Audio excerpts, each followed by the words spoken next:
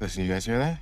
Everybody's saying that Whistle is just another Final Destination ripoff. And honestly, that's kind of lazy criticism.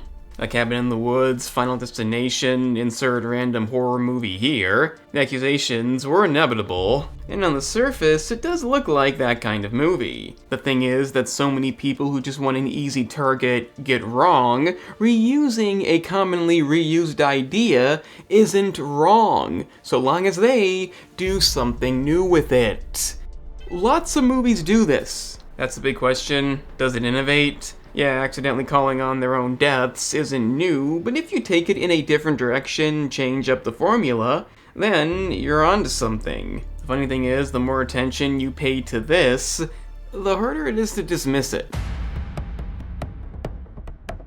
Aside from the device being an Aztec Death Whistle which a group of friends can't help but mess with, obviously the base premise has been done before. And more than once. That said, watching folks get creatively killed off one by one is always a good time. Let's just move past that and get to why the movie isn't a complete knockoff. I know, Final Destination, people died in that too, but if you pay attention in that it was avoiding death via premonition, death then hunts them down one by one because they're not supposed to be alive. In Whistle, it's more of death always stalks them, and by blowing and hearing the whistle, it can find them immediately. I know that may still sound similar, but the thing that really stands out is the means in which they die. It'll have to be a slight spoiler and not a big one, but the base premise, it's coming, it's how they would have eventually died. Now again, you may think that isn't enough to justify it, but the fact is this does lead to a number of unique scenarios. Given the type of movie, of course, a few of them are going to have outrageously graphic deaths. In one case, it is just old age, so there is some realism, made for a surprisingly disturbing scene. But what I appreciate that seems to have gone unnoticed by many, before the whistle is even blown, all the deaths are foreshadowed. Subtly. By the time you figure out how the movie's premise works, you've already been given lots of hints, so upon seeing these come to fruition, it's a unique spin on it. I can't say it's completely new, but I don't see calling this movie a complete ripoff. Instead, try some real criticism. I'll show you it's not that hard, even though the deaths are mostly fun to watch and pretty shocking. Not really any bad ones. The effects aren't perfect. The first death in the movie is kind of mediocre, effects-wise, and you do gotta question, given a lot of them are bound to die insanely gruesome, over-the-top deaths, why does a lot of it matter? You see what I did there? Not that it's a big deal, I shouldn't have to explain this. You don't come to these movies looking for logic. In Final Destination, they're supposed to be random, but still, those are some pretty fucking dumb movies. That's fantastic.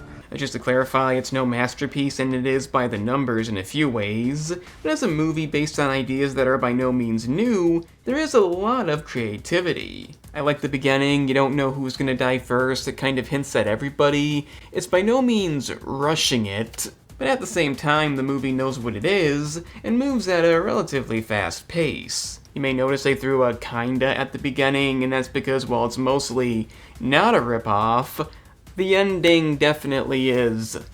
And it's beyond blatant. And to be clear, it's not the first movie to pull that trick. I didn't hear too many complaints then. Maybe a different kind of ending, that might be an idea. But it gets worse because they actually steal two ideas from The Final Destination. Son of a bitch. There's no new solution, the climax I liked fine, but I had to forget I've ever seen any of those movies. It's kind of a shame that they would have thought of something new, it really would have been an impressive feat.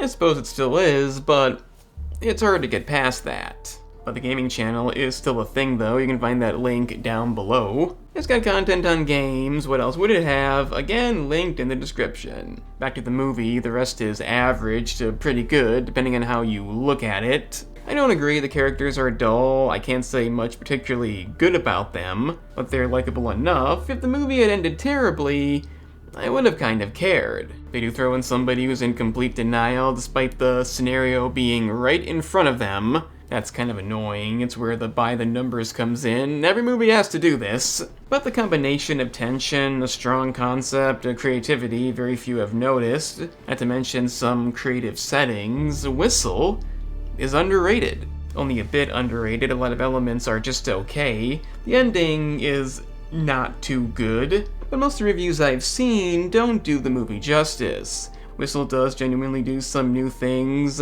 nothing amazing, but a lot's been overlooked. Could have been worse, John. A lot worse.